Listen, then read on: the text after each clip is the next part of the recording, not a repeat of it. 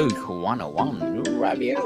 Book 101 is all about the books that I read for the last 40 years. And today I have my special guest. He's a molecular biologist, science communicator, as well as an author too, no other than Mr. Dalton Sizemore. Welcome to Book 101, Mr. Dalton. And can you please introduce more about yourself that I missed?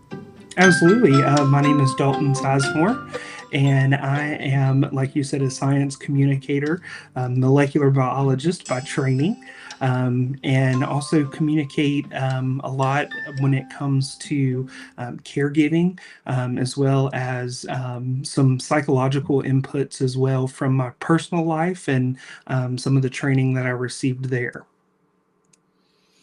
Mr. Dalton Sizemore, thank you so much for sharing your knowledge and wisdom to the world. Hoping for more and more and more empowering books like this to come. And let's talk about your two books in the beginning and what the kids see. What inspired you to breed scientific inquiry and faith in the beginning? Yeah, so in the beginning is specifically going over a lot of struggles that I had throughout graduate school and undergrad as well. So I was raised in a pretty religious household where we went to church 3 times a week. And when I decided to go into biology, there was a lot of struggle and a lot of issue there, kind of the two dynamics, the two worlds colliding, right? The world of religion and the world of science. And for many years, at least the entirety of my undergraduate studies, I really struggled with kind of pairing the things that I believed, that I learned in church or learned in home growing up, with the things that I was studying and the things that I was being taught. And kind of later on in graduate school, and as I continued to work, it more or less kind of started coming together and harmonizing. I found that there was a very good harmonizing of science and religion instead of this kind of dichotomous battle that's always set up. So, in the beginning, goes over a lot of places where science and religion actually overlap, and really helps folks that are struggling, or I hope helps folks that are struggling with the science versus religion debate, kind of blend those two together, and understand that they truly do harmonize instead of being polar opposites of each other. Polar opposite. What a word, Mr. Dalton. And how does your scientific background shape your approach to theological questions? Yeah, so scientifically, you're looking at facts that are derived experimentally. So you're looking at kind of the hardcore evidence, right, that's put on the table. Theologically, you're looking at a system of beliefs based off of, a religious text, whether it be the Bible or, other religions using other texts. The scientific background really helps aid in solidifying a lot of my theologic beliefs, whether it be about creation or all the way down to how DNA is the makeup of life. In the Bible, you can find areas where it talks about God breathing the life into everything, and so you can start to see how all things are interrelated and all things work together. Interesting indeed, Mr. Dalton. And what protective mechanisms do children develop in a toxic homes that we misunderstood?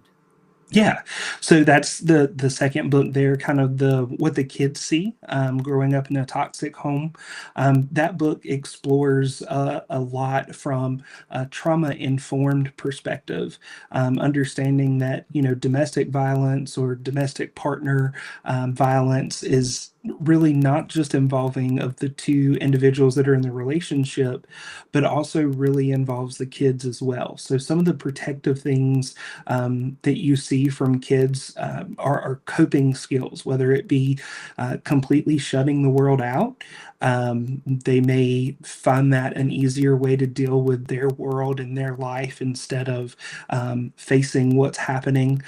You can also see a lot of kids with external behaviors, whether it's talking too much or acting out in school. Those can be outlets for the kids to express feelings that they're not allowed to express at home. Hmm, indeed. And what common misconception about science faith conflict would you most like to correct? Yeah, so I think the biggest thing there is that they're not complete opposites of each other, that they truly do overlap. And I think one of the issues that we see a lot are folks that are in the scientific world tend to disregard a lot of things that are kind of in that theological realm.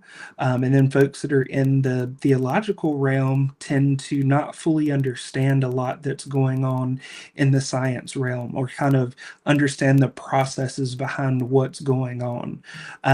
So what I really try to do in the beginning book is show that the basis of the knowledge for a lot of the things that we explore theologically, showing the scientific basis for that knowledge, and then connecting that knowledge scientifically into a theologic understanding so that it fits in with the narrative that we're taught growing up for those of us that grow up in a Christian home. What does trauma reshape a child's perception of safety and authority figures? Yeah, so trauma can do a drastic amount of reshaping to a child's understanding of the world. Um, you know, authority figures at home, of course, are typically the parents. So let's say that there's a domestic violence situation between mom and dad at home, where dad is always lashing out at mom and probably lashing out at kids as well because of a lot of stress or whatever triggers may happen there.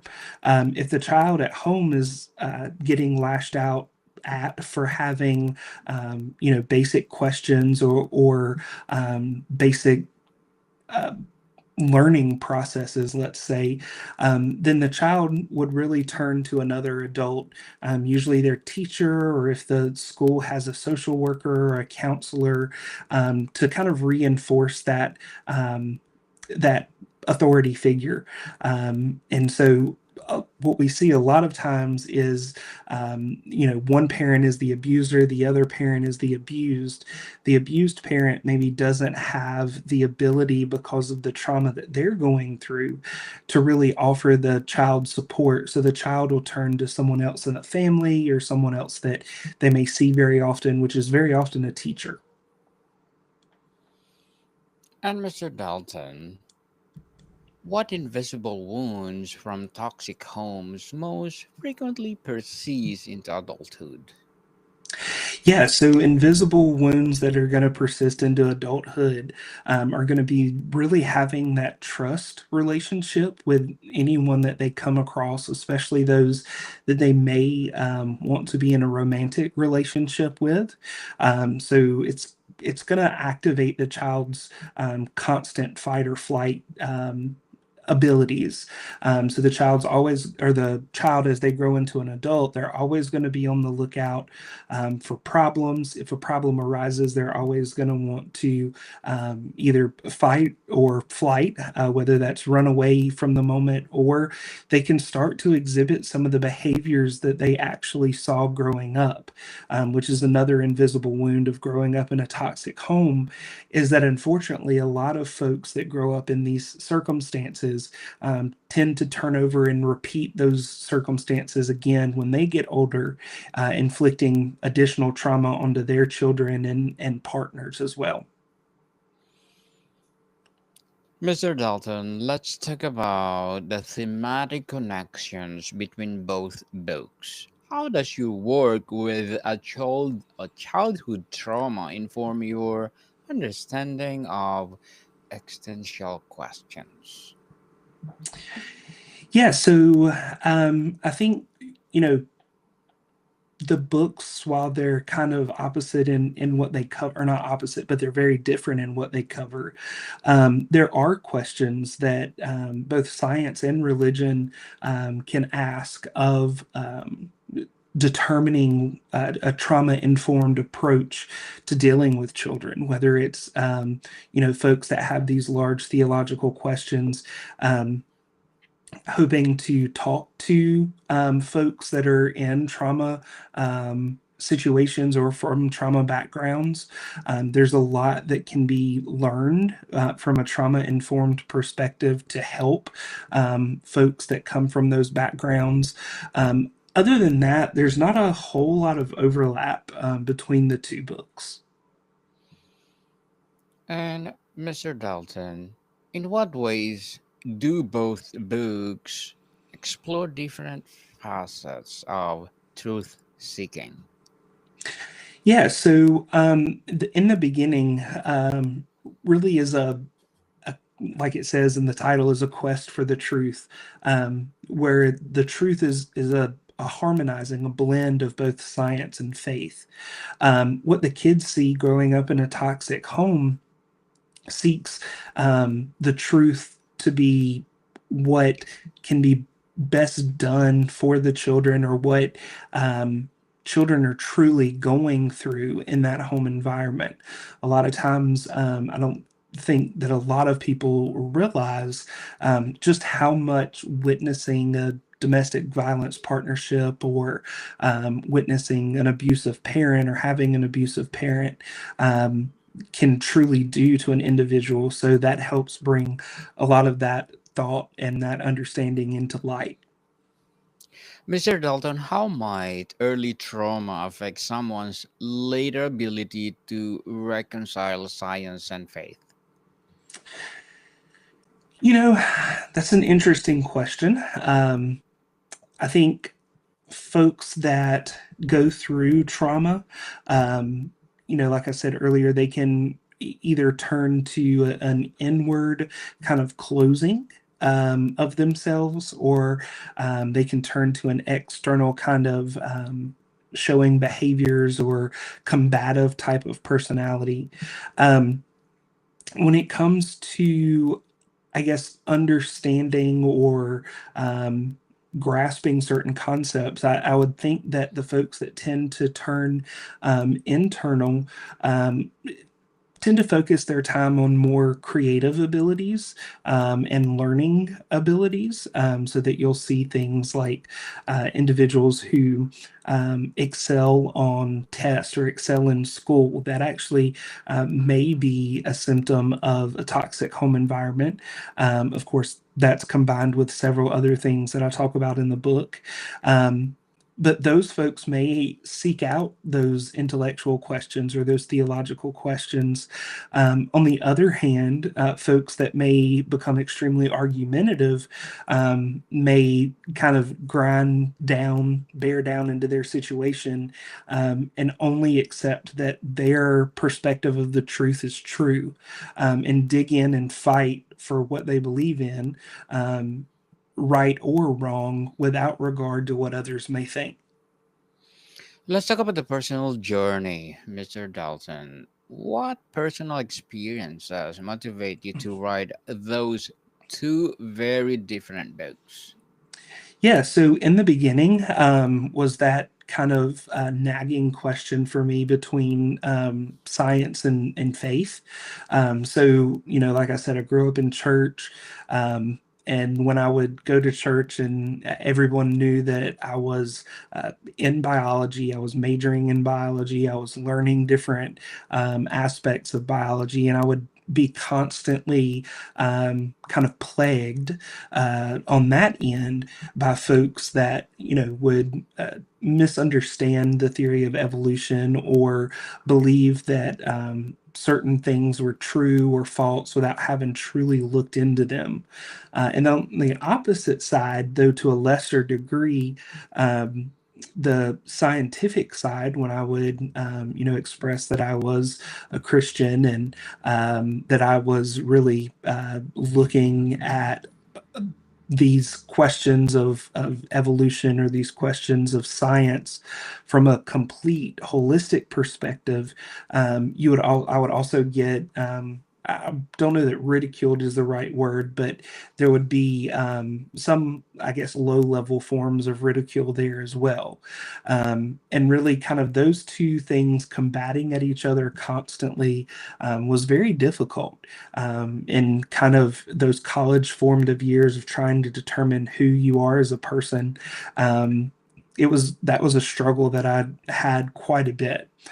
So that's kind of what led me that struggle and the desire to help people that are also in that struggle is what led me to write in the beginning. What the kids see actually is a little bit of a deeper personal story. So I grew up in a household where my parents were actually split up before I was born. My mom would actually go on to have two other relationships, both of which were pretty abusive. One that I witnessed when I was a child of about 5 to 8 years old, and then the other that I witnessed when I was about 17, 18, 19 years old, somewhere in there. So it delves into a lot of clinical aspects of what kids see and how that affect them in the long term. But there is a whole section of the book that kind of walks folks through small stories of people that have been through trauma or are going through trauma, how it affects their everyday lives and how it affects their ongoing lives as they continue to grow up. And that's kind of a personal reflection as well, based off of my past history. Mr. Dalton, as a molecular biology, science communicator, as well as an author, what are your short term and long term goals? Yeah, so short-term goals is continue working on some projects that really talk about subjects that people aren't intimately aware of, I would say. Getting some science knowledge out into the general public. I think folks right now are we're in a time where folks are very skeptical of scientists, and scientists are very skeptical of the public. Scientists have not really done a lot to help their public image, especially in the time of COVID. And I think if we could truly get the general public to understand what we're talking about and not just talk over their heads or talk at them, then we would have a much better time achieving much better things than what we're currently achieving. Also, kind of long-term goals is really want to help people that are in different situations. And I guess that's kind of a key message of these two books, whether it's helping people that are struggling with who they are between the science and the religion world, or helping parents, helping individuals who have been through abusive situations as children, teachers, other folks understand what kids really go through when they live in a toxic home, whether they're being physically abused or not. They're seeing the abuse, the emotional turmoil, the mental anguish, and seeing the things that stick with them over time. So really helping people is the long-term goal for sure. Good luck to your goals, Mr. Dalton, and looking forward for more success. And what will be your piece of advice for those people out there want to be like you? Just go for it. I think for a long time, I held myself back in a lot of different ways from being able to really explore both who I was as a person, and then also holding myself back from achieving my full potential. So the first step is the hardest, but and sometimes you have to be forced to take that first step. But definitely go for it and see where it takes you. The journey can be quite fun along the way. Thank you for that advice, Mr. Dalton. And can you please recommend the books or books that influence your journey?